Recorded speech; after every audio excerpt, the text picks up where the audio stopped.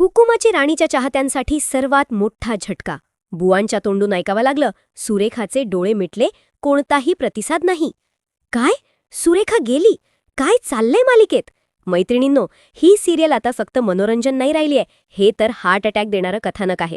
इंद्रा राणीच्या नात्यात परत एकदा मोठी क्रॅक. राणीचं पीएचं काम सोडणं हा फक्त बहाणा आहे, मूळ गोष्ट वेगळीच आहे. माझा ठाम विश्वास आहे, राणीने आता चिकू प्रकरणाच्या सत्यशोधनासाठी गुप्तहेर अवतार धारण केलाय. इंद्राला सोडून घरी एकटी जाण्याचा तिचा निर्णय हा तिच्या मिशनचा पहिला भाग आहे.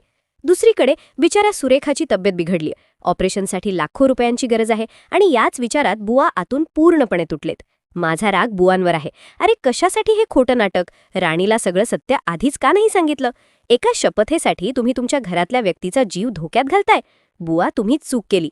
आणि सगळ्यात मोठा ट्विस्ट, सुरेखाचे डोळे अचानक मिटले. बुवांचा थरकाप उडाला. ही ती वेळ आहे जिथे नाही म्हणणाऱ्या बुवांना नाईलाजाने राणीला फोन करावा लागला.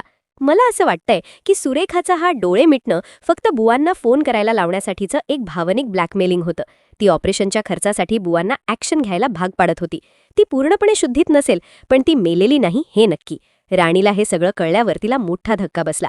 आता राणी बुवांना जाब विचारणार का, हा प्रश्न नाहीये. माझ्या अंदाजानुसार पुढच्या भागात राणी बुवांना जाब विचारणार नाही. उलट ती क्षणाचाही विलंब न करता आधी सुरेखाच्या ऑपरेशनसाठी पैशांची व्यवस्था करेल आणि तिला ताबडतोब हॉस्पिटलमध्ये दाखल करेल. का? कारण राणी स्वभावतः खूप भावनिक आणि त्वरित निर्णय घेणारी आहे. तिला माहीत आहे की आता प्रश्न सत्यासत्याचा नाही, तर एका जीवाला वाचवण्याचा आहे. राणी आधी सुरेखाला वाचवेल आणि नंतर बुवांकडून शांतपणे पण कठोरपणे सगळं काही वदवून घेईल. तुम्हाला काय वाटतं?